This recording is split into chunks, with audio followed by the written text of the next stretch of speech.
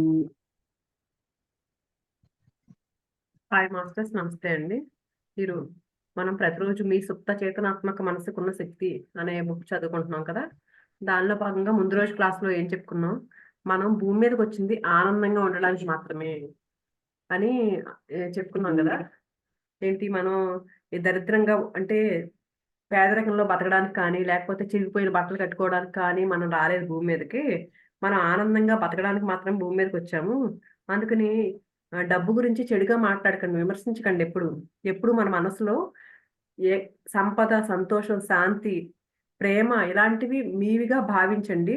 అప్పుడు మీరు ఎలా అయితే భావించారో మీ సుప్త చేతనాత్మక మనసు ఇలాంటి అన్నిటిని చక్రవడ్డీతో కల్పిస్తుంది వీటన్నిటిని అని చెప్పుకున్నాం గదండీ! అలాగే మీరు ఏమి ఇవ్వకుండా ఇంకేదో సంపాదించాలని ప్రయత్నించొద్దు. అందుకని ఏదైనా పొందడానికి మీరు ఏదైనా ఇవ్వాలి.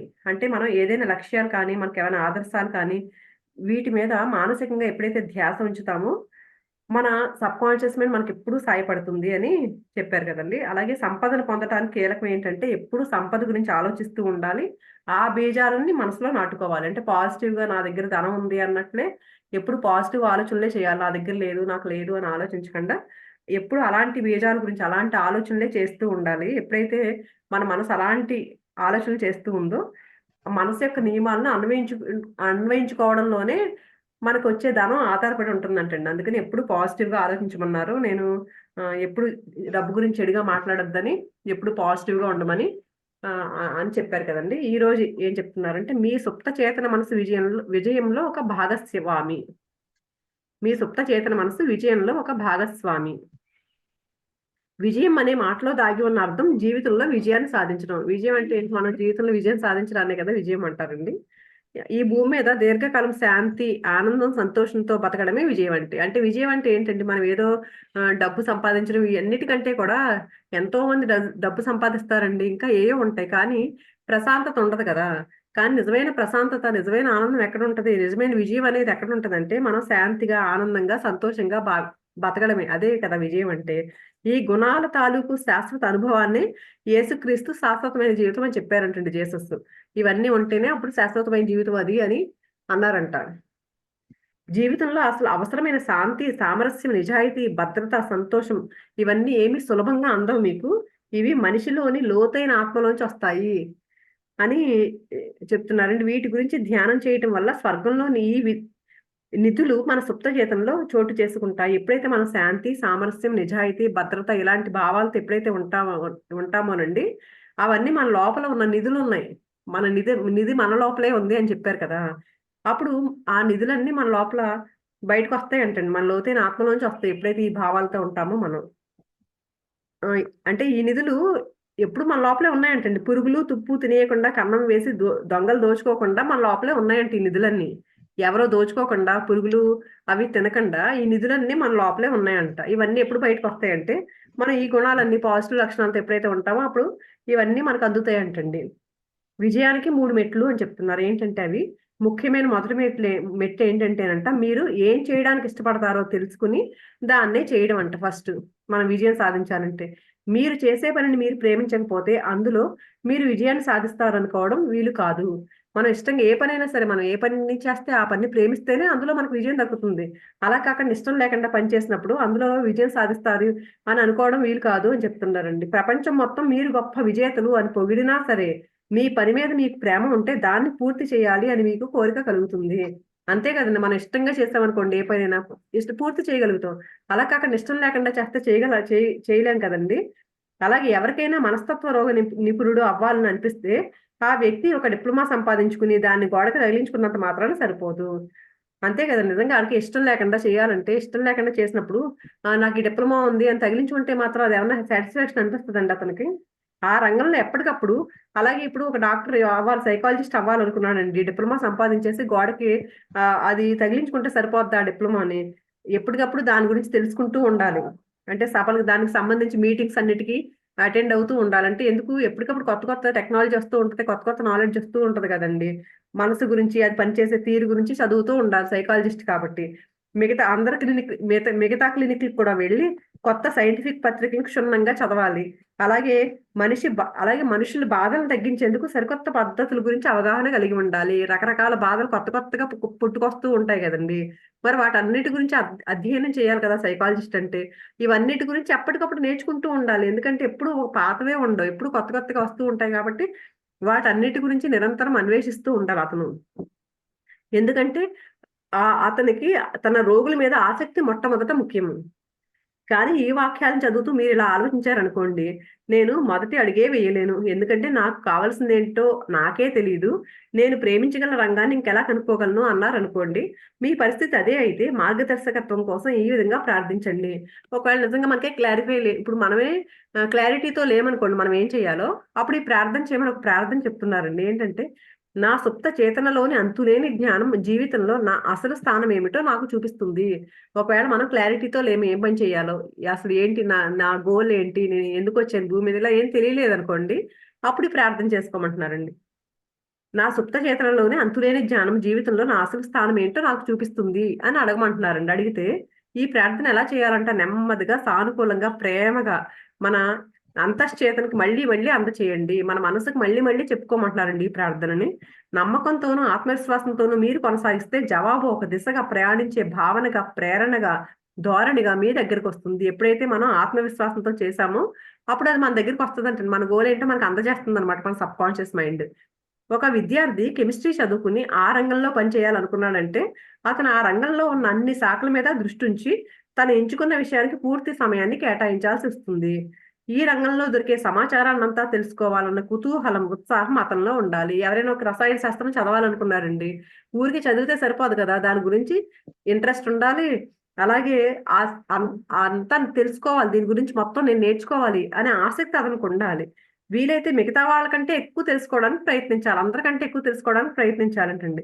ఆ యువకుడు తను ఎంచుకున్న రసాయన శాస్త్రంలో గొప్ప ఆసక్తి కలిగి ఉండి, దాన్ని మళ్ళీ ఎందుకు ఉపయోగించాలంట? ప్రపంచ శ్రేయస్సుకి ఉపయోగించాలని కోరుకోవాలంటండి. ఆ కోరిక అలా ఉండాలంటండి. నేను మొత్తం నేర్చుకోవాలి. ఈ ప్రపంచంలో అందరికంటే ఎక్కువ నేర్చుకోవాలి. ఆ నేర్చుకున్న దాన్నంతా ప్రపంచ శ్రేయస్సుకి అందించాలి అనే కోరిక కలిగి ఉండాలంటండి. మీ అందరిలోకి ఎవరైతే ఎక్కువ గొప్పవాడో అతన్ని మీ సేవకుడిగా స్వీకరించండి. కేవలం జీవిక కోసము ఏదో విధంగా బతుకు వెళ్ళదీయడం కోసము పని చేయాలనుకునే వాళ్ళ ధోరణికి, పైన చెప్పిన వ్యక్తి లాంటి వాళ్ళ ధోరణికి చాలా పెద్ద తేడా ఉంది.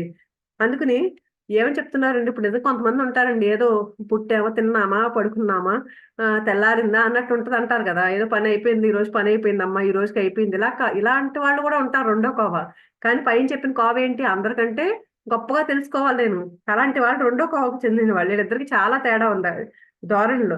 అందుకని ఎవరైతే అందరికంటే గొప్పవాడో అతన్ని మీ సేవకుడిగా ఎంచుకోండి అని చెప్తున్నారు.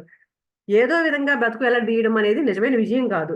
మనుషుల కంటే కారణాలు గొప్పవిగా, ఉదాత్తమైనవిగా, మరింత పరోపకారం చేసేవిగా ఉండాలి. అవి ఇతరులకి సేవలను అందించాలి. ఫలితాలను ఆశించకుండా పనిచేయాలి. అంతే కదండీ! ఇప్పుడేదో మనం జంతువులు బతుకుతాయి, మనం బతుకుతాం. ఏదో తిన్నామా, పడుకున్నామా అంటే జంతువులు కూడా చేసేది అదే కదండీ! కానీ మనకు బుద్ధి అనేది ఇచ్చాడు దేవుడు. అందుకోసం దాన్ని ఉపయోగించి మనం ఏం చేయగలగాలి? ఇంకా ఎక్కువ ఏం చేయగాలి? ఏం నేర్చుకోవాలి? అనుకుంటూ చాలా గొప్పగా మన లక్ష్యాలు ఎలా ఉండాలి? చాలా గొప్పగా ఉండాలి. అలాగే అవి ఎలా ఉండాలి? పరోపకారం పక్కనోడికి సేవ చేసే విధంగా ఉండాలి. అలాగే ఆ సేవ కూడా ఏమి ఆశించకుండా ప్రతిఫలాపేక్ష లేకుండా చేయగలగాలి ఆ సేవ. ఇంకా మూడో మెట్టు ఏంటంటే అన్నింటికంటే ముఖ్యమైనది. మీరు చేయాలనుకున్న పని మీ ఒక్కరికి విజయాన్ని అందించేదిగా ఉండకూడదు అని జూడీ చేసుకోవాలి. అంటే ఆ పని ఏదో నా కోసమే చేసినట్టు కాదు. మనం స్వార్థంగా ఉండకూడదంటండి. నాకే పనికి రావాలన్నట్టు కాకుండా, మన కోరికలో స్వార్థం లేకుండా అది మానవాళంతటికి ఉపయోగపడాలంటండి. మీ దారి మీరు ఎంచుకున్న గమ్యాన్ని చేరి మీ ప్రయాణాన్ని పూర్తి చేయాలి. మన గమ్యం ఇది నేను పలానా ఇది కంప్లీట్ చేయాలి అనుకోవాలి. అలాగే మన ప్రయాణం పూర్తవ్వాలి. అంటే మీ ఆలోచన ముందుకెళ్ళి ప్రపంచానికి మేలు చేసే ఉద్దేశాన్ని లేదా సేవ చేసే ఉద్దేశాన్ని కలిగి ఉండాలి. అది అప్పుడు మరిన్ని ఎక్కువ ఆశీస్సులతో మీ వద్దకు తిరిగొస్తుంది. ఎప్పుడైతే మనం ప్రపంచ శ్రేయస్సు, మన పక్కన వాళ్ళ శ్రేయస్సు కోరి ముందుకెళ్తామో, అది ఆశీస్సులతో తిరిగి మన దగ్గరికొస్తుందంటండి అది. మీ లాభం కోసమే మీరు పనిచేసినట్లయితే మీరు ముఖ్యమైన వలయాన్ని పూర్తి చేయలేరు. ఇదంతా ఒక రౌండ్ లాగా సర్కిల్ లాగా తిరుగుతూ ఉంటుందంటండి. ఏంటి మనం ఎప్పుడైతే సేవ చేస్తామో, తిరిగి మళ్ళీ అక్కడి నుంచి మనకు ఆశీస్సులు అందుతాయి. మనం అలా కాకుండా మనం మన స్వార్థం కోసం చేసుకున్నాం అనుకోండి, ఈ సర్కిల్ అనేది పూర్తి అవ్వదంట. మళ్ళీ తిరిగి మన దగ్గరికి రాదు. మనం చేసిన పని ఫలాపేక్ష లేకుండా నిస్వార్థంగా ఎప్పుడైతే చేస్తామో అంటండి, అది మళ్ళీ తిరిగి ఆశీస్సుల రూపంలో మనకి ఇంకొక రకంగా ఉపయోగపడుతుందనమాట ఆ పని. అలా కాకుండా మనం ఏదో ఆశించి చేశామనుకోండి, ఈ సర్కిల్ అనేది కంప్లీట్ అవ్వదంట. మీరు ఫలితాలను సాధించినట్టు కనిపించొచ్చు. కానీ ఎలా అనిపిస్తది? నేను సక్సెస్ అయ్యాను, నేను సాధించాను అనుకుంటాం. కానీ అది సక్సెస్ పూర్తిగా కంప్లీట్ అయినట్టు కాదంటండి. కానీ మీరు మీ జీవితంలో ఏర్పరచుకున్న అసంపూర్తి వలయం కాలక్రమేణా మీకు పరిమితులని, అనారోగ్యాల్ని కలిగించే అవకాశం ఉంది. ఎప్పుడైతే మనం స్వార్థం కోసం చేస్తామో సర్కిల్ పూర్తవుతది సరి కదా! మళ్ళీ కొన్ని లిమిటేషన్స్ అక్కడ కొన్ని లిమిటేషన్స్ ఉంటాయంటే అట్ ద సేమ్ టైమ్ ఏంటంటే అనారోగ్యంతో కూడా మనం బాధపడే అవకాశం ఉంటుందంటండి మన స్వార్థంతో పనిచేసినప్పుడు. నిజమైన విజయానికి కొలమానం. ఈ క్షణాన మీరు టీవీలో నేను చూసిన ఈ వ్యక్తి మాటేంటి? షేర్ మార్కెట్‌లో మోసాలు చేసి లక్షలు, లక్షలు సంపాదించారు. ఈయన ఇలా చెప్తున్నారు కదండీ! అప్పుడు మనం ఇలా ఆలోచిస్తాం కదా! కొంతమంది టీవీల్లో కనిపిస్తూ ఉంటారు. చాలా అన్యాయంగా, అక్రమంగా సంపాదించేవాళ్ళు కనపడతారు. షేర్ మార్కెట్‌లో మోసాలు చేసి లక్షలు, లక్షలు సంపాదించిన వాళ్ళుంటారు. వీళ్ళు అతని కంటే గొప్ప విజయాలు సాధించిన వాడిని అసలు చూడం. అంటే చాలా అక్రమంగా సంపాదించాడు. అంతకంటే గొప్ప వ్యక్తిని అసలెప్పుడు చూడం. ఇక మానవాళికి లాభం చేకూర్చాలన్న ఆలోచన అతనికి ఏ కోశాన ఉన్నట్లు కనిపించదు కదా! అని మనం అనుకుంటూ ఉండొచ్చు కదా! అలాంటి వాళ్ళు అంతటా కనిపిస్తారు. కానీ వాళ్ళ స్వభావం ఏంటో అర్థం చేసుకునేటప్పుడు జాగ్రత్త వహించాలి. మనం అలా వాళ్ళ గురించి ఆలోచించేటప్పుడు కొంచెం అర్థం చేసుకోవాలి. మనం ఏం అర్థం చేసుకోవాలంటే, కొంతకాలం పాటు ఒక వ్యక్తి విజయాలు సాధించినట్లు కనిపించొచ్చు. మోసం చేసి సంపాదించిన డబ్బు తరచూ రెక్కలొచ్చి ఎగిరిపోతుంది. మనం అనుకోవచ్చండి చాలా అబ్బా! ఈళ్ళు చూడు ఎంత ఇలా చెప్తారు కదా!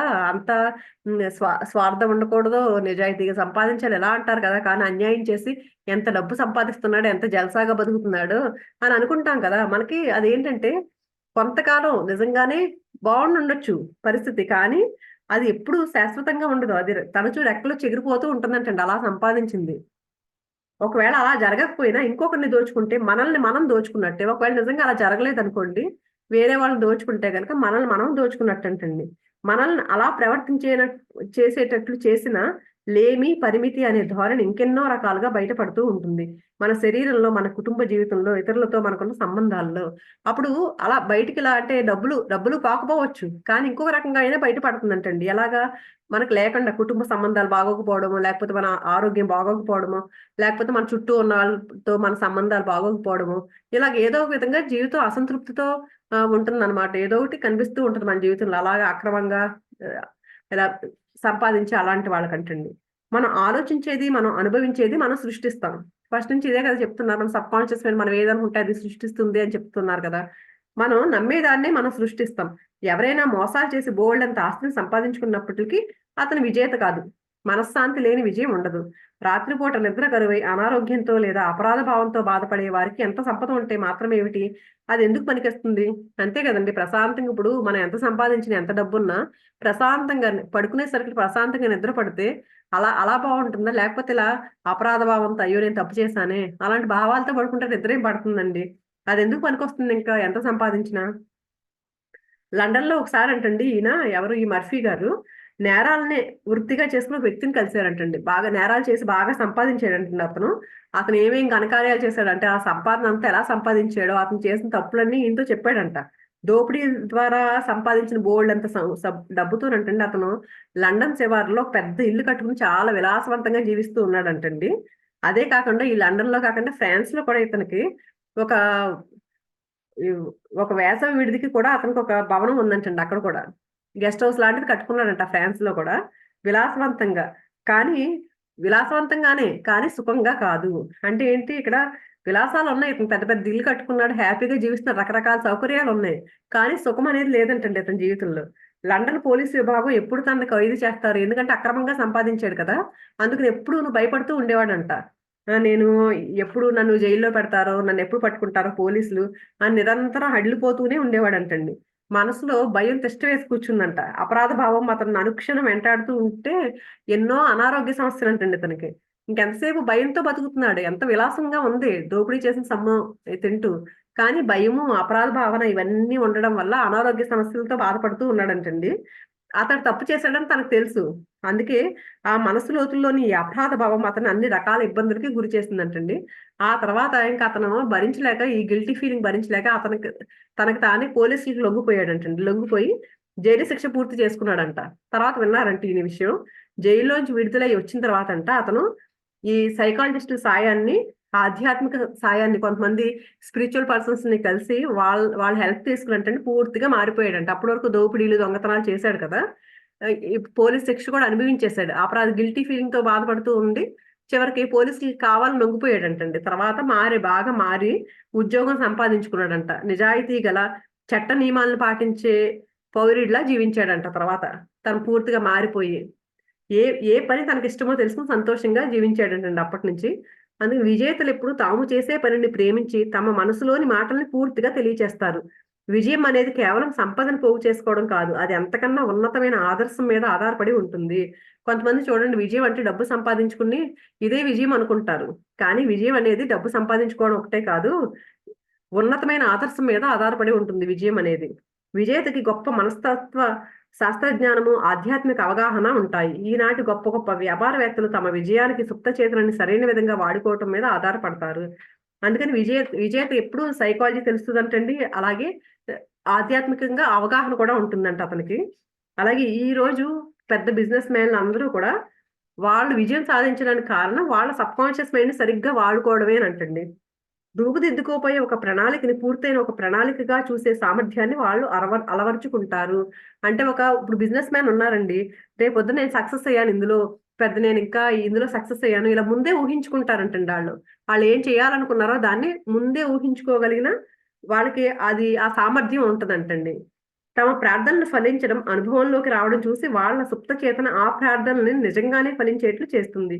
మీరు లక్ష్యాన్ని స్పష్టంగా ఊహించుకున్నట్లయితే దానికి అవసరమైనవి మీకు అందుతాయి. అవి ఎలా అందుతాయో మీకు తెలియదు. కానీ అది అందేది మీ సుప్త చేతనకి గల అద్భుతమైన క్రియాశక్తి వల్ల. మనం ఒక లక్ష్యాన్ని ఊహించుకుని ఎప్పుడైతే దాన్ని కరెక్ట్ గా ఊహించుకోగలుగుతామో అది ఖచ్చితంగా మన సబ్ కాన్షియస్ మైండ్ మనకి దాన్ని మన ముందుకు తీసుకొస్తుంది. ఎందుకంటే దానికి అంత అద్భుతమైన పని చేయగల శక్తి ఉంది మన సబ్ కాన్షియస్ మైండ్ కి. కాబట్టి మనం ఏదైతే గట్టిగా అనుకుంటామో, స్ట్రాంగ్ గా అనుకుంటామో దాన్ని మనం మన ముందుకు తెచ్చుకోగలం. విజయానికి కావాల్సిన ఈ 3 మెట్ల గురించి ఆలోచించేటప్పుడు మీ సుప్త చేతనకున్న సృజనాత్మక శక్తుల గురించి మీరు ఎప్పుడూ మర్చిపోకూడదు. విజయానికి అవసరమైన మెట్లు అవి ఏ ప్రణాళికకి సంబంధించినవైనా దాని వెనక ఉండేది ఈ శక్తే.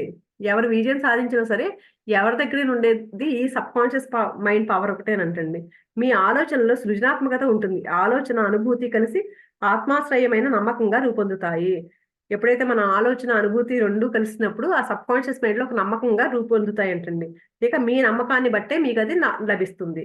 మీలో మీ కోరికలన్నింటినీ తీర్చేలా ఒక బ్రహ్మాండమైన శక్తి ఉందని అర్థం అవగానే మీకు ఆత్మవిశ్వాసము, మనశ్శాంతి లభిస్తుంది. ఎప్పుడైతే మనం నిజంగా దీన్ని నమ్మేమో మన లోపలే, మన సబ్ కాన్షియస్ మైండ్ లోనే మనం చేయాల్సిన, మనకి ఏం కావాలో అవన్నీ ఉన్నాయి అని ఎప్పుడైతే తెలుసుకుంటామో మనకు ఒక ఆత్మవిశ్వాసం, ఓ నేను చేయగలను అని ఒక ఆత్మవిశ్వాసం వస్తుందంటండి. అలాగే మనశ్శాంతి, ప్రశాంతంగా అమ్మయ్య నేను చేయగలను కదా, నాలోనే ఉంది కదా పవరు అని మనశ్శాంతి వస్తుందంట. మీరు ఏ రంగంలో పనిచేసినప్పటికీ మీ సుప్త చేతనకి సంబంధించిన నియమాల్ని మీరు తెలుసుకోవాలి. మీ మనసుకు అలా శక్తుల్ని అమలు చేయడం తెలుసుకుని మీరు పూర్తిగా మనసులోని మాటని అభివ్యక్తీకరించినప్పుడు మీలోని ప్రతిభని ఇతరులకు పంచుతున్నప్పుడు మీరు నిజమైన విజయ మార్గంలో ప్రయాణిస్తున్నారని ఖచ్చితంగా అనొచ్చు. ఎప్పుడైతే మీకు ఆ శక్తి గురించి తెలుసుకుని మీరు దాని గురించి పక్కన వాళ్ళకి కూడా ఎప్పుడైతే విజయం చెప్తూ ఉన్నారో అప్పుడు మీరు విజయ మార్గంలో ప్రయాణిస్తున్నట్లు అని ఖచ్చితంగా చెప్పొచ్చు అంటున్నారు. ఇంకా మీరు దైవ కార్యం చేసేవారుగా గాని ఆ పనిలో భాగస్వామిగా గాని ఉన్నట్లయితే స్వాభావికంగానే దేవుడు మీ తరపున ఉంటాడు. నిజంగా స్పిరిచువల్ వర్క్ చేసామనుకోండి, ఖచ్చితంగా మనకి దేవుడు, మాస్టర్స్ ఎవరనుకున్నా వాళ్ళు మన వైపే ఉంటారంటండి. అందుచేత ఇక మీకు విరోధులు ఎవరుంటారు? మనకి మాస్టర్స్ అందరూ హెల్ప్ చేస్తూ ఉంటే, దేవుళ్ళు, మాస్టర్స్ మనకి హెల్ప్ చేస్తూ ఉంటే మనకి ఇంక విరోధులు ఎవరుంటారు? ఈ విధమైన అవగాహన ఉన్నట్లయితే ఈ లోకంలో కానీ పై లోకంలో కానీ మీకు విజయం దక్కకుండా ఎవరు చేయలేరు. ఎప్పుడైతే మనం ఈ అవగాహనతో ఉంటామోనంటండి మన విజయానికి ఎవ్వరు అడ్డుపడరంట. ఖచ్చితంగా విజయం మన సొంతం అవుతుంది. అతను తన కళను ఎలా నిజం చేసుకున్నాడు? ఇంకొక అతనికి గురించి చెప్తున్నారండి. ఒక అతని గురించి. ఎవరంటే ఆయనంట ఒక హాలీవుడ్ లో ఒక పెద్ద యాక్టర్ అంటండి. ఈయన కలిసాడంట మర్ఫీ గారు. సినిమాలు, టీవీ చూసే ప్రతి వ్యక్తికి ఇతను బాగా ఫెమిలియర్ అంటండి. చాలా పెద్ద యాక్టర్ అనమాట ఆయన.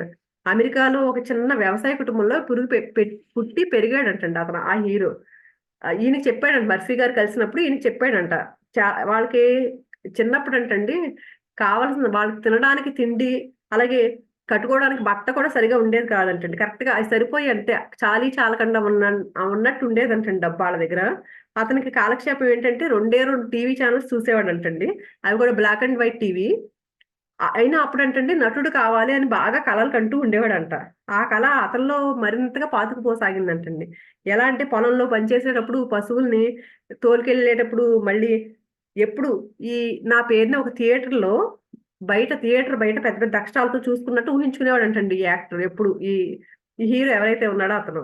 ప్రతి అంశాన్ని ఇతను విజువలైజ్ చేసుకునేవాడంట. ఎలాగా అభిమానులు చుట్టూ మూగినట్టు, అలాగే ఇంటర్వ్యూ కోసం రిపోర్టర్లందరూ ఒకళ్ళకొకళ్ళు కొట్టుకుంటూ ఈయన దగ్గరికి వస్తున్నట్టు, అలా ఈ ఇమాజినేషన్ అంటండి కొన్ని సంవత్సరాల పాటు చేశాడంట అతను. అలా ఇమాజిన్ చేసుకునేవాడంట కొన్ని సంవత్సరాల పాటు. ఇతను ఇంటర్వ్యూల కోసం ఎగబడుతున్నట్లు అందరూ, ఇతని పేరంతా బయట పెద్ద పెద్ద స్క్రీన్ మీద కనిపిస్తున్నట్టు అలాగా. చివరికి ఒక రోజు ఇంక ఇల్లు వదిలి లాస్ ఏంజెల్స్ చేరుకున్నాడంటండి. సినిమాల్లోనూ, టీవీ కార్యక్రమాల్లో అన్నిట్లో ఎక్స్‌ట్రా వేషాలు వేస్తూ సంపాదించుకున్నాడంట. కొన్ని రోజుల్లోనే ఇతనికి పెద్ద యాక్టర్‌గా ఒక రోల్ దొరికిందంటండి ఒక సినిమాలో. మొట్టమొదటి ఆ ప్రదర్శన ఏర్పాటు చేయబడిన రాత్రంటండి ఈయన కారులో థియేటర్‌కి చేరుకుని మూర్ఛపోయినంత పనయిందంట. ఎందుకంటే ఈయన ఫస్ట్ నుంచి ఇమాజిన్ చేసుకుంటున్నాడు కదా! నా పేరు బయట పెద్ద అక్షరాలతో రావాలని. నిజంగానే బయటంటండి ఈయన థియేటర్ బయటకొచ్చేసరికి ఈయన పేరంట బయట పెద్ద పెద్ద అక్షరాలతో కనిపిస్తుందంటండి లైట్ వెలుగులో. బోలెడంత మంది జనం, న్యూస్ రిపోర్టర్లు అంతా సరిగ్గా ఈయన ఎలా అయితే ఊహించుకున్నాడో అలాగే కనిపించిందంటండి ఈయనకి. అతను ఇలా అన్నాడంటండి ఏమని, పోషించుకుంటూ వచ్చిన ఊహల శక్తి విజయాన్ని చేకూర్చే విధానాన్ని మిగతా వారికంటే నేను ఎంతో బాగా అర్థం చేసుకున్నాను. అంటే ఈ ఊహలనే పోషిస్తూ ఉన్నాడు. మన ఆలోచనల బీజం విత్తనంతో పోల్చేవారు కదండీ ఫస్ట్ నుంచి మర్ఫీ గారు. ఈయన కూడా అదే అంటున్నాడనమాట. నేనేదైతే ఊహల్ని పోషించుకుంటూ వచ్చానో, అది విజయాన్ని చేకూర్చే విధానాన్ని అందరికంటే బాగా నేను అర్థం చేసుకున్నాను అని చెప్తున్నారండి ఈళ్ళు. ఆమె కలలు కన్న ఫార్మసీ నిజమైంది. ఇంకొక ఆవిడ గురించి చెప్తున్నారు. కొన్నేళ్ల క్రితం మేరీయస్ అని ఒక ఆవిడతో ఈయనకి పరిచయం అయిందంట మర్ఫీ గారితో. ఆమె ఒక మందుల దుకాణంలో ప్రిస్క్రిప్షన్‌లు రాసే విభాగంలో పనిచేసేదంటండి. ఆ దుకాణం ఒక చైన్ స్టోర్. చైన్ స్టోర్ అంటే అలాంటివి చాలా ఉంటాయి కదండీ. ఇప్పుడు అలాంటి దాంట్లో పనిచేసేదంట ఈవిడ. అంటే దేశమంతటా ఆ దుకాణ శాఖలుంటాయి. ఇప్పుడు యాంవే ఇలాంటివి కూడా చైన్ స్టోర్‌లే అంటారు కదండీ. అలాంటివి అనుకుంటున్నాను నేను. ఒకరోజు ఈయన కోసం కూడా ప్రిస్క్రిప్షన్ రాస్తూ ఉండగానంటండి వీళ్ళిద్దరూ మాటలు చెప్పుకోవడం మొదలుపెట్టారు. కబుర్లో పడ్డారంట ఇద్దరు. ఈయన మర్ఫీ గారును, ఆవిడను. తను చేసే పని తనకెలా ఉంది అని అడిగారంట ఈవిడ. ఎలా ఉంది మీ పని బావుందా అని. బాగానే ఉంది. నా జీతము, నాకొచ్చే కమిషన్‌లు నాకు మంచి జరుగుతాయి. మంచి ఆహ్, జరుగుబాటుని అందిస్తున్నాయి నాకు. అది కాక ఈ కంపెనీకి లాభాలను పంచుకునే ఒక మంచి కార్యక్రమం కూడా ఉంది. అదృష్టం బావుంటే నేను ముసలితనం రాకుండానే రిటైర్ అయ్యి సరదాగా గడపగలుగుతాను అని చెప్పిందంటండి ఈయనకి.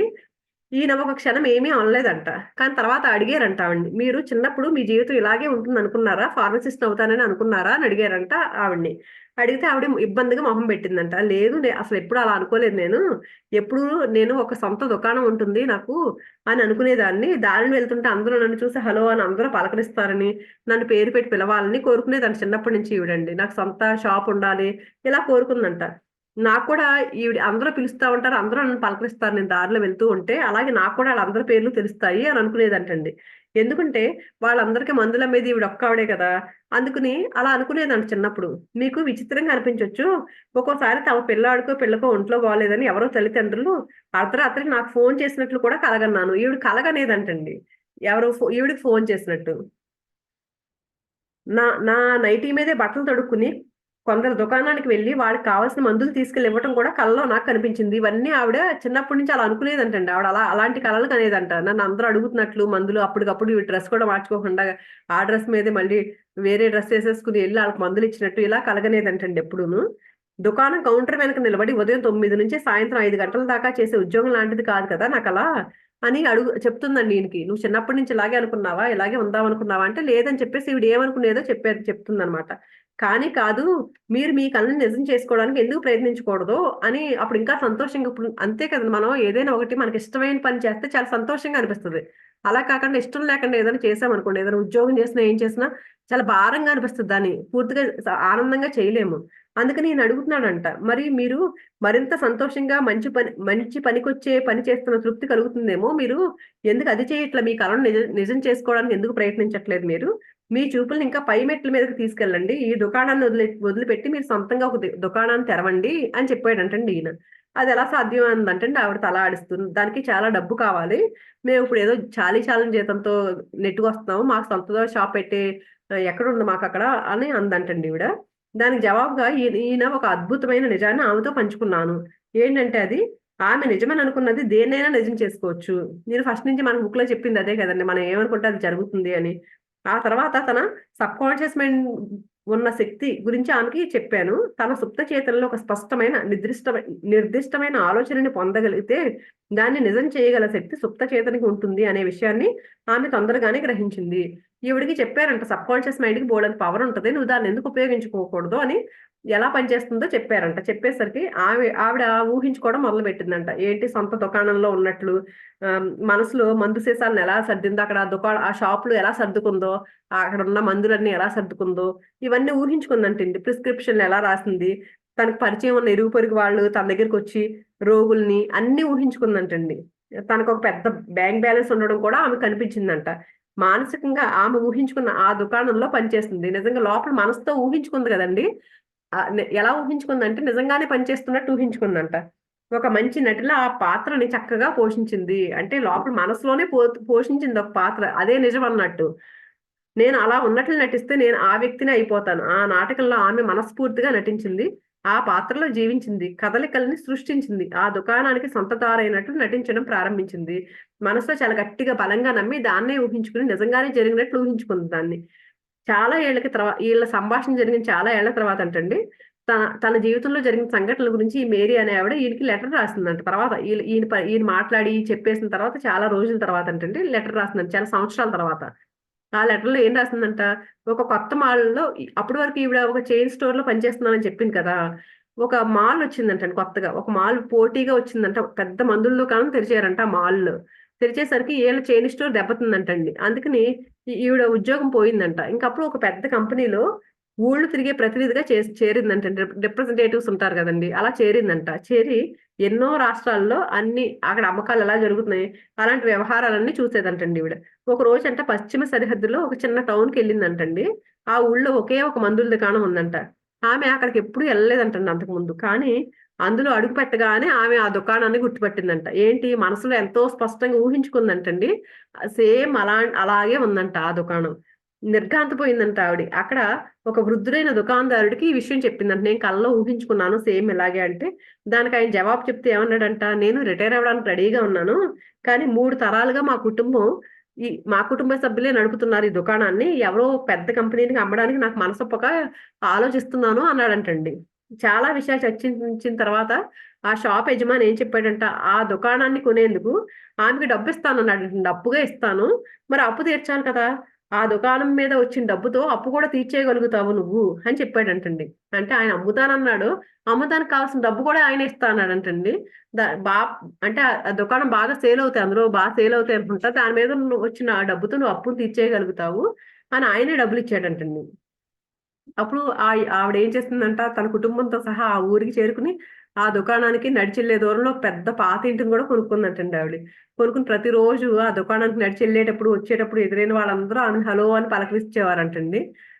ఆమెని పేరు పెట్టి పిలిచేవారంట. వాళ్ళకి ఆమె తెలుసంట. ఎందుకంటే, వాళ్ళందరూ మందులు ఈవిడ దగ్గరే కొంటున్నారంట. ఈవిడ కలకంది గదండీ! సేమ్ ఎలా అయితే కలగందో, అంటే ఎలా అయితే ఊహించుకుందో సేమ్ అలాగే చిన్నప్పటి నుంచి నా కల ఇది అని చెప్పింది కదండీ! సేమ్ అలాగే నిజ జీవితంలో కూడా జరిగిందంటండి ఈవిడకి.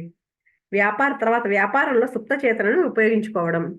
కొన్నేళ్ల క్రితం కొంతమంది కంపెనీ ఎగ్జిక్యూటివ్‌లకి ఊహాశక్తిని, సుప్త చేతనని ఉపయోగించడం గురించి నేను ఉపన్యాసం ఇచ్చాను. నేను అప్పుడప్పుడు స్పీచెస్ ఇస్తూ ఉంటారు కదా! కొంతమంది ఎగ్జిక్యూటివ్‌కి ఆళ్ళందరికీ కూడా చెప్పారంటండి దీని గురించి. ఉపన్యాసంలో గెథే అని ఒకాయన జర్మన్ కవి ఉన్నారంటండి. ఆయన తన ఊహాశక్తిని తెలివిగా ఉపయోగించి కష్టాల్ని, సమస్యల్ని ఎలా ఎదుర్కొన్నారో వివరించాడంటండి. ఒక కవి ఉన్నాడంటండి. ఆయన సబ్‌కాన్షియస్ మైండ్ ఉపయోగించుకొని తన కష్టాలన్నిటిని ఎలా పోగొట్టుకున్నాడో అవన్నీ కూడా చెప్పారంట ఈయన వీళ్ళందరికీ. గెతే జీవిత చరిత్ర రాసిన వాళ్ళు చెప్పిన విషయాలను బట్టి ఆయన ఎన్నో గంటలు ఒంటరిగా కూర్చుని ఎవరితోనో సంభాషణ జరుపుతున్నట్లు ఊహించుకుని అంటే ఈ గెతే అనే ఆయన ఒక కవి కదండీ! ఆయన జీవిత చరిత్ర బుక్స్ కూడా ఉన్నాయంటండి. ఆ రాసిన వాళ్ళు ఏం రాశారంటేనంటండి, ఆయనకి ఏమైనా సమస్య వచ్చిందనుకోండి, అప్పుడంటండి ఆయన ఏం చేసేవారంట, ఎవరితో సంభాషణ జరుగుతున్నట్లు, ఎదురుగా ఒక ఫ్రెండ్ కూర్చుని ఉన్నట్లు, అతనితో మాట్లాడుతున్నట్లు, అతను ఈయన ఈయన ఏ సమస్య అయితే వచ్చిందో ఆ సమస్య గురించి అడుగుతున్నట్టు వాళ్ళని, వాళ్ళు సమాధానాలు ఇస్తున్నట్లు ఇలా ఊహించుకునేవాడంటండి. ఇంకో రకంగా చెప్పాలంటే తనకి ఏదైనా ఒక సమస్య బాగా ఇబ్బంది పెడుతుంది అనుకోండి, తన స్నేహితుడు తన సమస్యను పరిష్కరించేందుకు తగిన సరైన సమాధానం అతని గొంతు హావభావాలతో సహా ఇస్తున్నట్లు ఊహించుకునేవాడంటండి. ఎవరో ఎదురుగా ఒక ఫ్రెండ్ ఉన్నట్లు, తన సమస్య అతనితో చెప్తున్నట్లు, అతను ఏదో పరిష్కారాలు సూచిస్తున్నట్లు అలా ఊహించుకునేవాడంటండి. అలా ఊహించుకున్న ఆ దృశ్యాన్ని ఆయన వీలైనంత స్పష్టంగాను, వాస్తవంగాను తయారు చేసుకునేవాడంటండి. ఆ ఉపన్యాసానికి హాజరైన వాళ్ళలో ఒక యువతి స్టాక్ బ్రోకర్‌గా పనిచేస్తుందంటండి. ఆమె గెతే పద్ధతిని అనుసరించేందుకు పూనుకుందంట. ఒకసారి షేర్ల విషయంలో చాలా తెలివైన సలహా ఇచ్చిందని, పనికొచ్చే అభిప్రాయాన్ని అందించిందని ఒక కోటీశ్వరుడు ఆమెని అభినందించాడు. ఆ కోటీశ్వరుడితో ఆమె సంభాషణ ఊహించుకోవడం ప్రారంభించింది. ఆ సంభాషణని తన మనసులో ఒక నమ్మకంగా, గాఢంగా నాటుకునేదాకా ఆమె ఈ ఊహా సంభాషణని చాలా నాటకీయంగా కొనసాగింది. ఈ బ్రోకర్ అనుసరించిన ఈ ఊహా సంభాషణ ఆమె మనసులోనే సూటిగా సాగి ఆమె లక్ష్యానికి అనుకూలంగా పనిచేసింది. తన క్లయింట్లకి మంచి పెట్టుబడులను పెట్టేందుకు సాయపడాలి అనేది ఆమె లక్ష్యం. వాళ్ళకి డబ్బు సంపాదించి పెట్టాలన్నదే ఆమె జీవిత లక్ష్యం. తన సలహాలతో ఆర్థికంగా వాళ్ళ అభివృద్ధిని సాధించాలి అనేది ఆమె కోరిక. తను చేసే వ్యాపారంలో ఈనాటికి ఆమె తన సుప్త చేతన సాయం తీసుకుంటూ తన రంగంలో అద్భుతమైన విజయాల్ని సాధిస్తోంది. అంటే ఈ స్టాక్ బ్రోకర్ అంటే సలహాలు ఇస్తూ ఉంటారు కదండీ! పెరుగుతాయి, తగ్గుతాయి అని. ఇలాంటి సలహాలన్నీ కూడా ఆయన పద్ధతిని అనుసరించిందంట. ఏంటి ఎదురుగా ఒక ఎవరో ఊహించుకునేదంటండి. ఒక కోటీశ్వరుడితో తన సంభాషణ చేస్తున్నట్టు ఊహించుకుంటూ ఉండేదంటండి. చాలా మందికి హెల్ప్ చేసిందంట. ఇది బావుంటది. ఇందులో పెడితే బావుంటది నువ్వు. ఈ షేర్స్ ఇందులో పెట్టుకుంటే బావుంటదని చాలా మందికి తన సబ్‌కాన్షియస్ మైండ్‌ని ఉపయోగించి ఇలా ఊహించుకుంటూ ఈ పద్ధతిని అనుసరించి ఆవిడ కూడా చాలా మందికి సాయం చేసిందంటండి.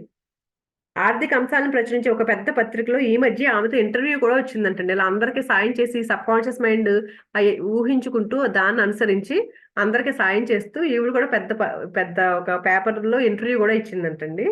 16 ఏళ్ల కుర్రాడు ఓటమిని గెలుపుగా మార్చుకున్నాడు. ఇంకొక 16 ఏళ్ల కుర్రాడు గురించి కూడా చెప్తున్నారు. టామ్ టామ్ ఎమ్ అంట. టా టాడ్ ఎమ్. ఇతనికంటే 16 ఏళ్ళంట చిన్న పిల్లాడు.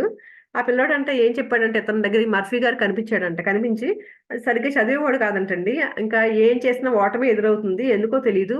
నేను తెలివి తక్కువ వాడిననుకుంటా. నన్నందరూ నన్ను బయటికి గెంటేసేలోపు నేనే బయటకొచ్చేస్తే బావుంటది. స్కూల్ మానేస్తే మంచిదేమో అని చెప్తున్నాడంట మర్ఫీ గారికి. ఎందుకు చదవడు గదండీ ఈయన. చదవకుండా చదువు మీద శ్రద్ధ లేదు.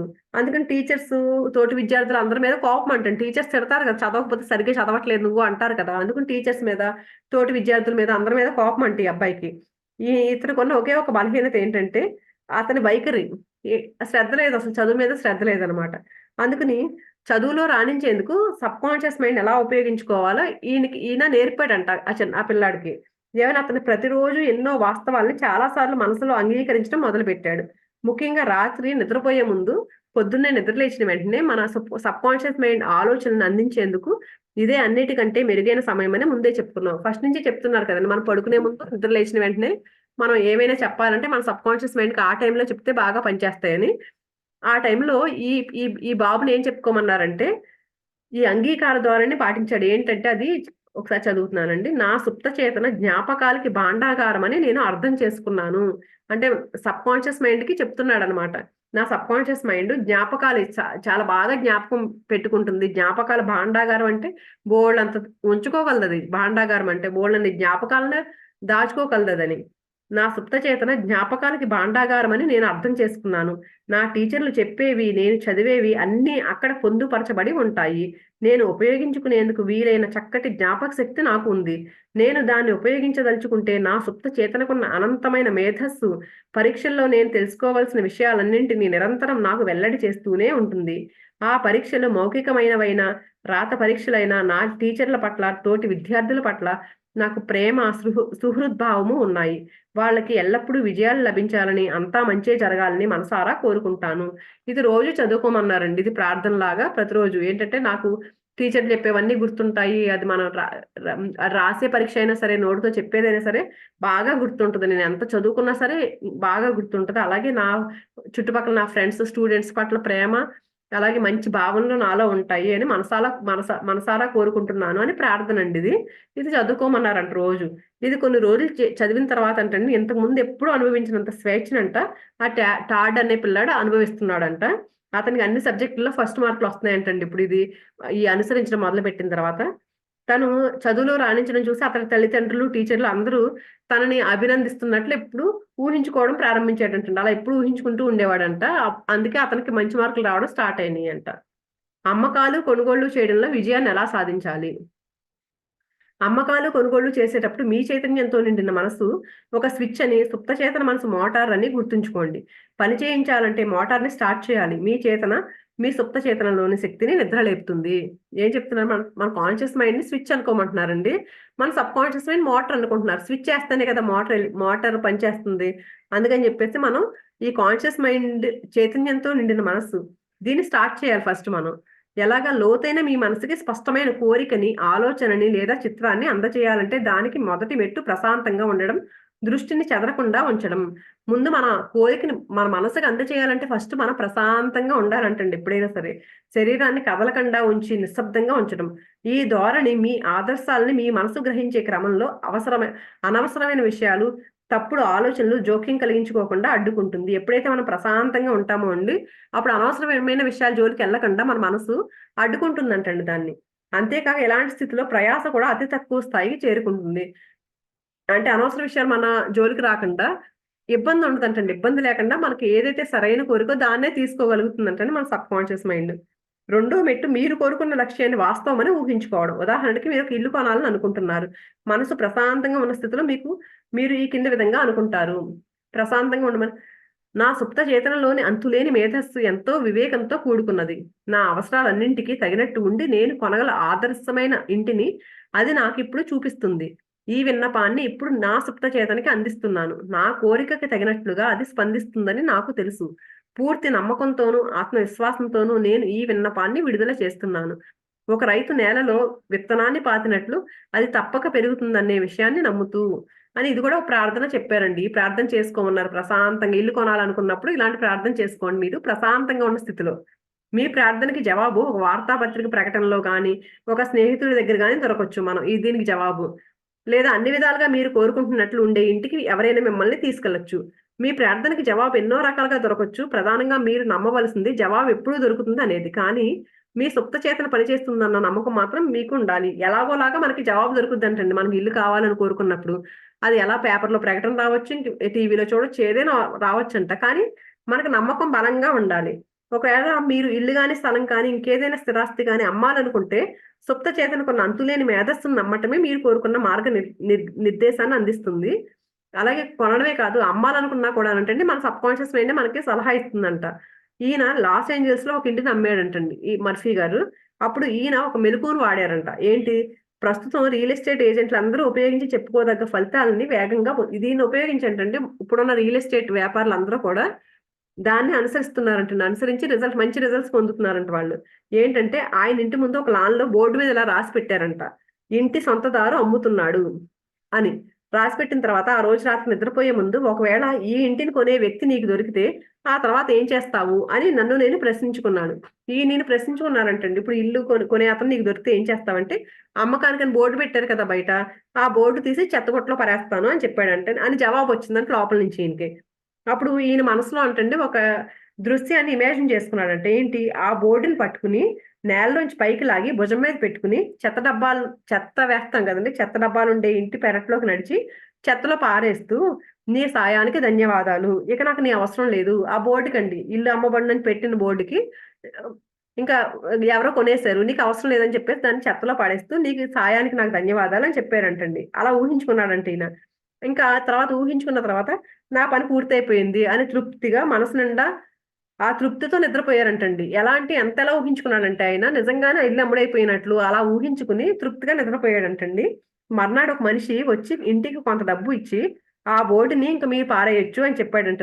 ఇంకా మీకు దాని అవసరం లేదు అని చెప్పాడంట. కొనడానికి వచ్చాడంట ఒక వ్యక్తి. నే అతను ఆ బోర్డుని పీకేసి చెత్త పారేసే చోటికి వెళ్లి బాహ్య చర్య మనసులోని ఊహని బలపరిచింది. ఎప్పుడైతే మనసులో ఊహ గట్టిగా అనుకున్నాడో నిజంగానే బయట చర్య అలాగే జరిగింది కదండి. ఇందులో కొత్త విషయం ఏమీ లేదు. లోపల ఉన్నదే బయట ఉంటుంది అని. ఇంకోలా చెప్పాలంటే మీ సబ్కాన్షియస్ మైండ్ లో ముద్రించుకున్న చిత్రం మీ బాహ్య జీవితపు తెర మీద యథాతథంగా కనిపిస్తుంది. మనం లోపల ఏదైతే ఊహించుకున్నామో అది బయటికి అలాగే కనిపిస్తుంది. లోపలి దాన్నే బయటికి ప్రతిబింబిస్తుంది. బయటి చర్యలే లోపల చర్యలను అనుసరిస్తాయి. ఇళ్ళని, స్థలాలని, ఆస్తుల్ని అమ్మటంలో ఇంకొక రకమైన పద్ధతి కూడా పనిచేస్తుంది. నెమ్మదిగా నిశ్శబ్దంగా అనుభవిస్తూ ఈ కింది మాటలను అంగీకరించండి. ఇంకొక ప్రార్థన చెప్తున్నారండి. ఇల్లు, స్థలాలు, ఇల్లు అమ్మటంలో ఇంకొక ప్రార్థన చెప్తున్నారండి వాటి గురించి. ఈ ఇంటిని కొనాలని కోరుకుని ఈ ఇంట్లో ఉంటూ సమృద్ధిని సాధించబోయే కొనుగోలుదారుని అంతులేని మేధస్సు నా వైపుకి ఆకర్షిస్తుంది. ఈ కొనుగోలుదారుని నా దగ్గరకు పంపేది నా సుప్త చేతనలోని సృజనాత్మక బుద్ధి. అది ఎప్పుడూ పొరపాటును చేయదు. ఈ కొనుగోలుదారు ఎన్నో ఇళ్లను చూడవచ్చు, కానీ అతనికి కావలసింది అతను కొనబోయేది నా ఇంటినే. ఎందుకంటే అందులోని అంతులేని మేధస్సు అతనికి దారి చూపిస్తుంది. కొనుగోలుదారు సరైన వాడని, సమయం సరైనదని, ధర సరైనదని నాకు తెలుసు. దానికి సంబంధించిన విషయాలన్నీ సరైనవే. నా సుప్త చేతనలోని లోతైన ప్రవాహం మా ఇద్దరిని దగ్గర చేసేందుకు దేవుడి ఆజ్ఞానుసారం పనిచేస్తుంది. అలా జరుగుతుందని నాకు తెలుసు. ఇలా ఇలా ఈ ప్రార్థన చేసుకోమంటున్నారండి. మీరు కోరేది మిమ్మల్ని ఎప్పుడు కోరుతుంది అని గుర్తుంచుకోండి. మీరు ఇల్లు గాని, ఆస్తి గాని అమ్మాలనుకున్నప్పుడు దాన్ని కొనాలనుకునే వాళ్ళు ఎవరో ఒకళ్ళు ఉంటూనే ఉంటారు. మీ సబ్కాన్షియస్ మైండ్‌లో శక్తుల్ని సరైన రీతిలో ఉపయోగించుకుని పోటీ స్వభావం, ఆందోళన మనసులోంచి పూర్తిగా తొలగించి అమ్మకాలు, కొనుగోళ్లు చేయండి. ఏదైనా అమ్మాలనుకున్నా, కొనాలనుకున్నా పోటీతో నేనింకా ఇలా అమ్మాలి, అలా అమ్మాలనుకోకుండా ప్రశాంతంగా ఉండి ఇలాంటి ప్రార్థనలు చేసుకోండి. ఆటోమేటిక్‌గా జరుగుతాయని చెప్తున్నారండి. ఇంకా కొంచెమే ఉందండి. టైం అయింది కానీ ఈ కొంచెం కంప్లీట్ చేసుకుందామండి. చాప్టర్ కంప్లీట్ అయిపోతుంది. తను కోరుకున్న దాన్ని పొందటంలో ఆమె విజయాన్ని ఎలా సాధించింది? ఇంకొక ఆవిడ గురించి చెప్తున్నారండి. మార్గరెట్ టీ అని ఒక యువత ఉందంటండి. ఆవిడ క్రమం తప్పకుండా ఈయన ఎప్పుడైతే స్పీచ్‌లు ఇస్తారో అన్నిటికీ హాజరయ్యేదంటండి. ఈయన ప్రసంగాలన్నిటికి ఆవిడ. కానీ ఆవిడ ఉండే చోటు నుంచి ఈ ప్రసంగాన్ని దగ్గరికి ఈ హాల్‌కి చేరుకోవాలంటే ఆవిడ కంపల్సరీగా 3 బస్సులు మారాల్సొచ్చేదంటండి. గంటన్నర ప్రయాణం చేయాల్సొచ్చేదంట. ఇంకా ఈవిడకి ఒకసారి పనిచేసేందుకు వెళ్ళే ఒక యువకుడికి ఒకసారి ఉపన్యాసంలో ఏం చెప్పారంట, పనిచేసేందుకు వెళ్ళే ఒక యువకుడికి కారు అవసరమైందని, అది అతనికి దొరికింది అని ఈయన చెప్పడం విందంటండి. ఒక ఆయన కారు కావాలి.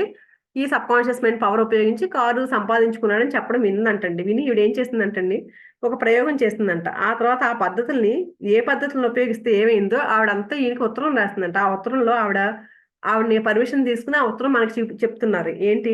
నేను వ్యక్తిగా ఎదగాలంటే నాకు కారు ఉండాలని నాకు తెలుసు.